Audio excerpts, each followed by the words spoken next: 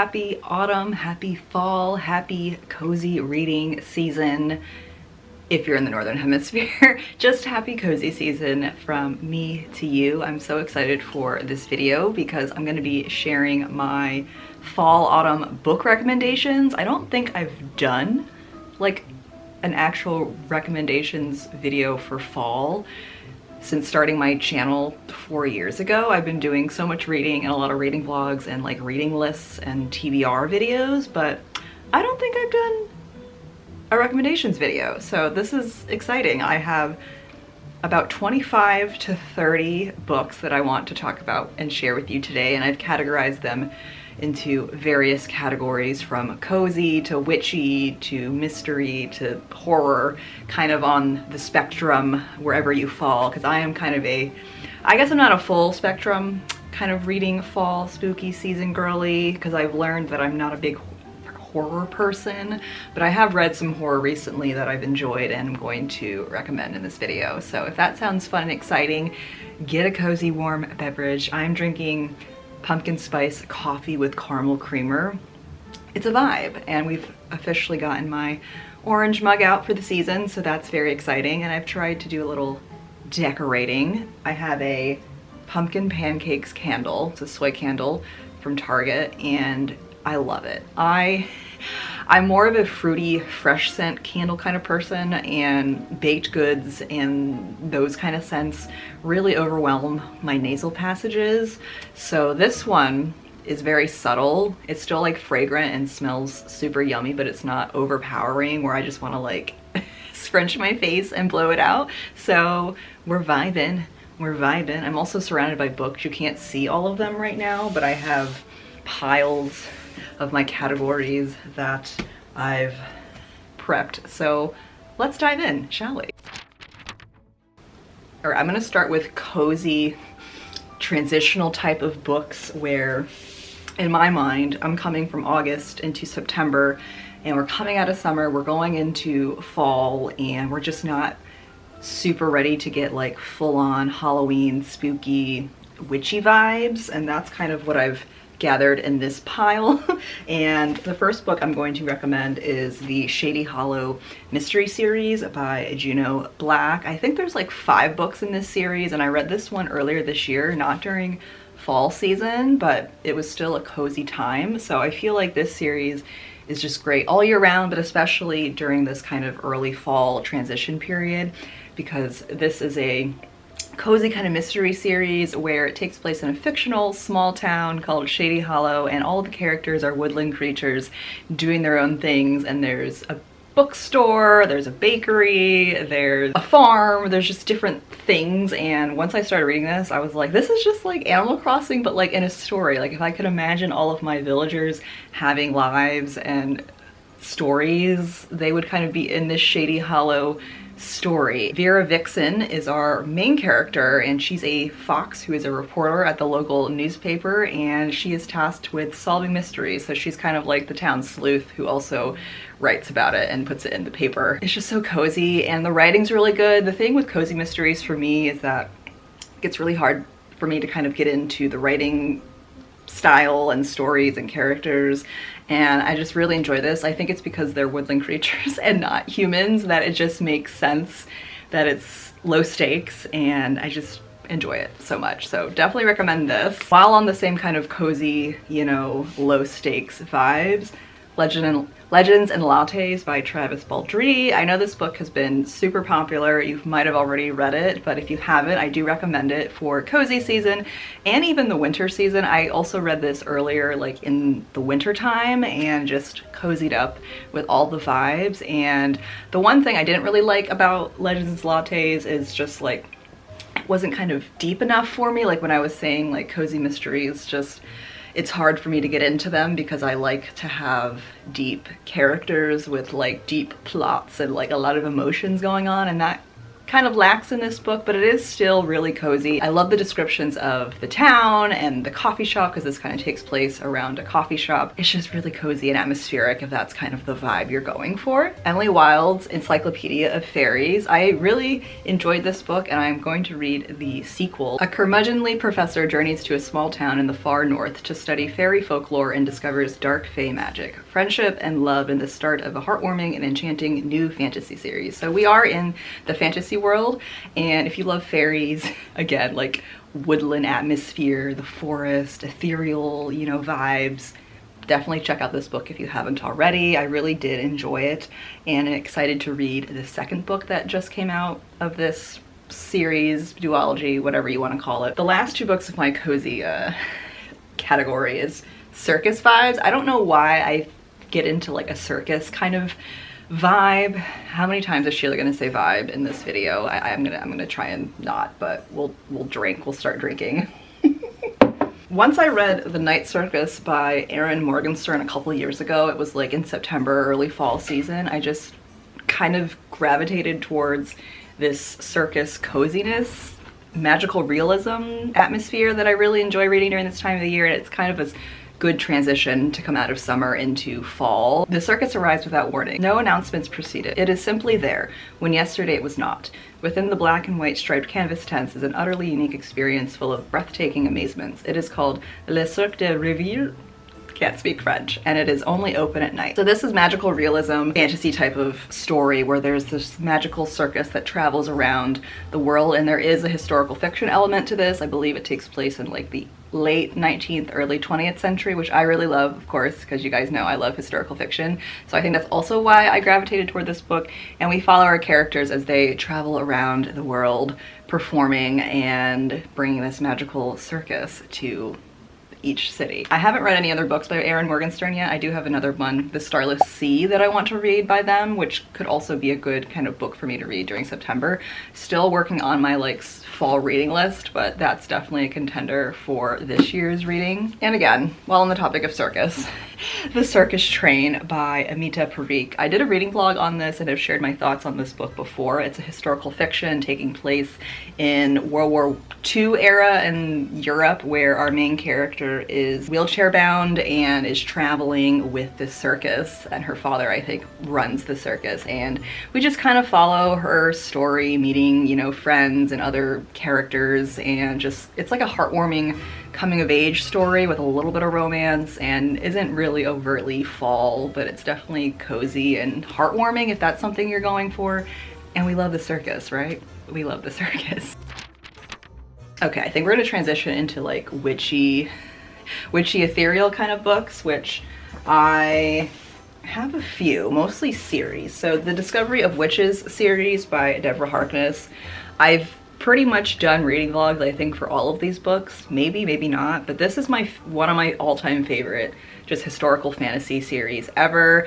I'm so picky with my books and my writing and my characters, and while it's not a perfect series, it really is near perfect for me and just immerses me in this world of vampires and witches. And it has been turned into a show that I've not watched yet. Let me know if you've watched it, and if you waited to read all the books before you watched it, if you just watched it without reading any of the book. I am contemplating watching the series this season because I finished reading the original trilogy. So before I thought it was the All Souls trilogy, and then Deborah Harkness came out with a fourth book that is now on my fall reading list, Time's Convert, which is extending this story of Diana Bishop and Matthew, I think is his name. So Diana is a witch and Matthew is a vampire. So we had this book that I'm gonna read next, and I was like, okay, that's the end of it. And then Deborah Harkness just came out with another book that is the fifth book in this series, carrying on the story. And I'm just like, what are you doing? This is so exciting. So now I need to catch up. And now I'm not sure if I should read all 5 books and watch the show. Maybe I can just read these and then start watching the show. I don't know. What do you guys think? Not only do we have vampires and witches, we also have demons in this story, in this whole world. We are in present day, we time travel, so there's that historical element that I love, and would love to reread this whole series too at some point. My other favorite witchy book series is Alice Hoffman's Practical Magic series. There's 4 books, I believe, in the series, and so far I've read 3, and the 4th one is on my TBR for this year. There's 2 different ways you can read them. You can read them in publication order or like order of the story, and I like reading in publication order, so that was my journey. So Practical Magic was the first one that was published, and it's also been turned into a movie, which is really fun to watch during this time of the year. And it's about a family, the Owens family, who have a history of witches in their family back to the 1600s, and each book kind of tackles a different time period and member of the family, which is just really fun for me to read, like each one. And I really enjoyed Practical Magic. I really liked Magic Lessons. I read that last year because we go back in time to like the 1600s to find out when, like, where the bloodline originated. So I really loved this one. And then the Book of Magic, I think, is the most recent release that I'm excited to read this year, and I really love Alice Hoffman's writing. Again, it takes a lot to impress me, and I really love her writing. While on the topic of fantasy, cozy fantasy, guess we're coming back. Assassin's Apprentice, the Farseer trilogy by Robin Hobb. It's 3 books that I just finished this year, and I really recommend it. It's not fall, but if you like Renaissance fairs and medieval time periods and you just kind of equate that with the fall time, it's a good time to start reading this and get hooked on Robin Hobb, because we have George R.R. Martin, we have Brandon Sanderson, and then we have Robin Hobb, and I just love the emotion she puts in her characters, the thought and details in the world building system. It just is amazing, and highly recommend. One of my favorite fantasy series of all time. Love.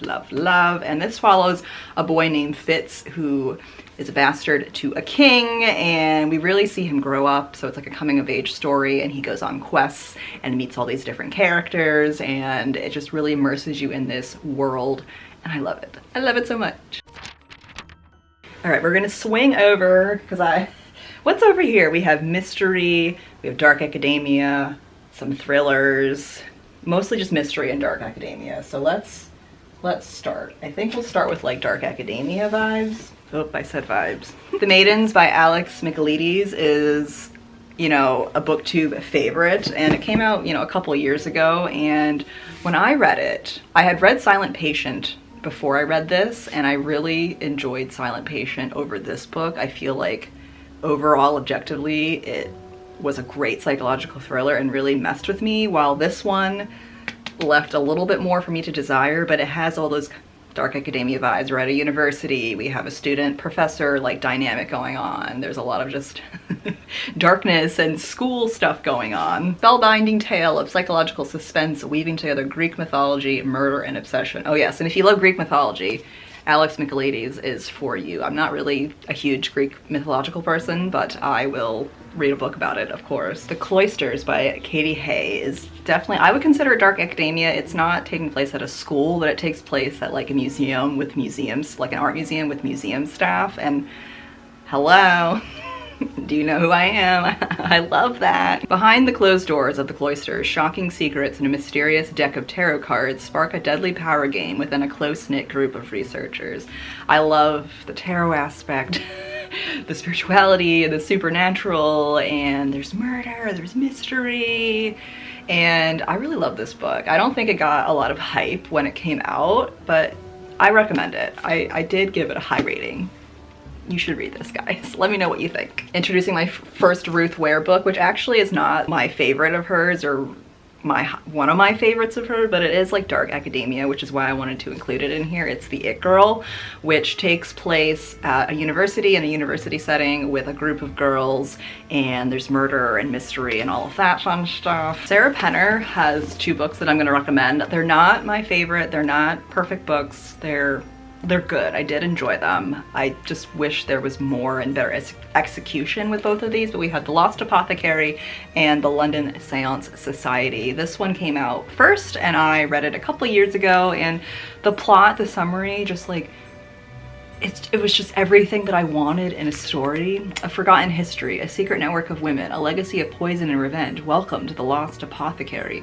Hidden in the depths of 18th century London, a secret apothecary shop caters to an unusual kind of clientele. And this takes place in London, which I'm just like instantly transported to like fall when I think of London. Going again with the theme of like tarot cards and like the occult, the London Seance Society. Amid the shrouded parlors of Victorian London, two daring women hunt for truth and justice in the perilous art of conjuring the dead. So again, we're in London. This is the late 19th century. We have occultism going on. We have a seance society.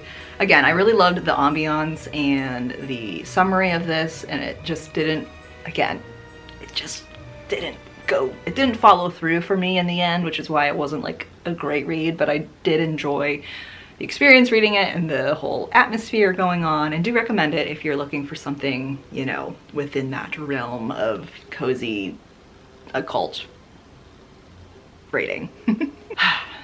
Okay, these are more mysteries. Mysteries. Riley Sager, the only one left. I feel like I've been recently just talking about this so much, but I read this last year. I loved it. It's like a gothic chiller as it's described in here. It takes place in New England at a old, not a medieval castle, but it's an old big mansion like on a cliff. There's a murder, a mystery, and I loved the twists. I just loved the whole experience reading this. So if you're looking for something quick to read that's engaging and page turning and not amazing, not a perfect book by any means. Is any book truly perfect? Discovery of Witches maybe, but I really enjoyed this, and I enjoy Sager's writing and the fast-pacedness of it. It's just a fun experience. Another Ruth Ware book. This would be, I guess, the most kind of autumnal or like spooky of hers in my opinion. The Turn of the Key, which again was not my favorite of hers. My favorite is actually One by One, which is like a skiing trip book, which is more for like winter, but that one, I love that book. But this one takes place in a creepy home where we have a person who finds a too good to be true scenario to be a live-in nanny. But when she gets to this house, it just kind of, it goes wrong. So if you like spooky houses, there's another house book by her. I don't have a physical copy of it, but what is it called? The Death of Mrs. Westaway. I know that's a favorite for a lot of people too, and that one, actually, that one's the most autumnal. It's even more autumnal than this one. On a day that begins like other, Hall receives a mysterious letter bequeathing her a substantial inheritance. She realizes very quickly that the letter was sent to the wrong person. It's just very eerie and like mysterious and creepy, and takes place with like an old mansion, and the inheritance factor and like the creepy family factor I really enjoy, so do recommend that one. Lucy Foley, The Hunting Party. This, we're kind of veering more into thriller. This was a ride. Lucy Foley, I've read 3 of her books at this point, The Guest List and The Midnight Feast, and they all kind of take place around like a group of people, kind of like the One by One, like Agatha Christie vibes, where they're all on an island and there's a mystery because somebody's dying type thing. But this one's a New Year's reunion in the remote Scottish wilderness, and there's like different couples. The beautiful one, the golden couple, the quiet one, the city boy, and one of these friends is a murderer. Who is it? But when I think of this, there's like a movie called The Hunting Party or something with hunting in it. Like, it's a Netflix movie. It's not a great movie, but it makes me think of that because it's like, you know, when you're in an isolated area and you're dying, it's like a survival thing. Like, people start, you know, changing. Like, your friend over there could start being questionable, and then you really have to like fend for yourself. I do enjoy those kind of tropes and storylines. They can be hard to like make it shocking or like, oh my god, because you know, there's only so much you can do, but like I enjoy that atmosphere and trying to figure out who did it. So yeah, this would be more of like a whodunit, I guess. These 2 books I think are more like mystery, just kind of creepy, eerie, woodsy vibes. Again, good for like early fall. So we have A History of Wild Places by Shay Earnshaw. So this is about a reclusive community called Pastoral. There's like this reporter guy, I don't think he's a reporter, but he's like known to find missing people, and he goes to this reclusive community to try and find this specific missing person that he's looking for. So this is about a cult. I'm just gonna be out there. So if you like cults and like mysteries around creepy cults, this is a good one. I did enjoy this one. Once There Were Wolves. This is not a cult focused book, but it is like creepy outdoors vibes. And it takes place in Scotland, which of course, we love the UK. It always gives me, instant autumnal feels. So this is like a woman who goes to Scotland and she's there to work with wolf refuge. Is that even a word? Trying to save like these endangered wolves in the Scottish Highlands. And while she's doing that, a murder happens. Was it the wolves that killed this person? Was it a human? Who can we trust? Creepy all around me. So like, I'm seated. My pile's getting very large. What if it goes all the way up here? I'm gonna throw in Truly Devious by Maureen Johnson. This is a young adult YA mystery. What would you call this? It's also kind of a dark academia as well because it takes place at a school and there's a cute little map of said school campus. Ellingham Academy is a famous private school in Vermont founded by an early 20th century tycoon for the best and brightest students around. While Ellingham's wife and daughter were kidnapped, the only clue was a mocking riddle listing methods of murder signed with the frightening pseudonym Truly Devious. Their disappearance became one of the great unsolved crimes in history. And then many, many years later, modern day, we have our main character, Stevie Bell, who's starting school and gets roped up into this mystery. I think there's like 3 or 4 books in this series, and I've read the second and third one. I did enjoy this one. It was fun for me to read. I loved the mystery aspect of it, and it's YA, which is, it's fun. Okay, those are all my physical books, and then while I've finished going through all my physical books, I completely forgot about including books I don't have physical copies of in the previous category, so bear with me. Going back to like witchy and like magical realism, The Very Secret Society of Irregular Witches by Sangu Mandala, absolute one of my top recommendations if you have not read that book. It's just cozy, it's heartwarming, everything I would want in a witchy cozy storyline, and there's some romance, but it's like, you know, not spicy at all. It's more of a pining kind of romance, which I love. That copy is with my friend Amanda, so I'm hoping to get it back when she comes to visit me. I read that one a couple years ago and it's definitely one of my favorites. Oh, you guys, I think I forgot my horror recommendations. Yes, because I started piling books on top of them. Here we go. We're not done yet. Let's start with, I'm gonna start with The Year of the Witching. I think this is more of like a historical horror. I guess it would be called like a fantasy, like horror, historical fantasy horror. A young woman living in a rigid puritanical society discovers dark powers within herself in this stunning feminist fantasy debut. So we're in a town called Bethel. There are Puritans there. Hello, it's like it's the era of Salem witch trials, and it's before America was even a country, and we have Puritans living in New England doing what they do best. And our main character learns that she has magical powers, and she's trying to deal with that while living in this puritanical society. And there's supposed to be a second book that comes out in this series, and it hasn't come out yet, and I read that the author, I think on Goodreads, the author said that she needed a break from writing that book because of something personal that happened to her, like in COVID, and like writing about plagues and stuff, because, you know, there is kind of that, you know, death. It's not a very light, this is not a heartwarming story at all. I mean, it is a little bit gory, so I will give you, you know, that trigger warning if you don't want to, if you like horror but you don't want gory horror. Is that even possible? Maybe that would, I guess that would be considered a different genre. But there's a lot of books, like a lot of these books I don't consider horror, but I guess if there's even like one drop of like blood spilled or mentioned or like described, it's automatically considered horror. Mary Shelley's Frankenstein. I mean, this is the only classic, but if you haven't read Frankenstein and you want to get into like classics, I recommend this one. And if reading like an old classic book is difficult, try an audiobook or switch between the two to help you get into the writing style. It did take me some chapters to get into the writing style, but I had previously read this like in high school as part of like an English class and really loved it then. So I reread this a couple years ago to like see, you know, if I still liked it, and I really did enjoy it and recommend it. Vampires of El Norte by Isabel Cañas. We love vampires over here. We love vampires. Vampires and vaqueros face off on the Texas-Mexico border in this supernatural western from the author of The Hacienda. The Hacienda I have not read. I should read that this year, actually, if I'm thinking about it. So this is like a historical horror. We love it. 1840s Mexico. There's a lot going on historically in that, you know, context of things. There's something creepy going on outside at night. Are they vampires? What are they?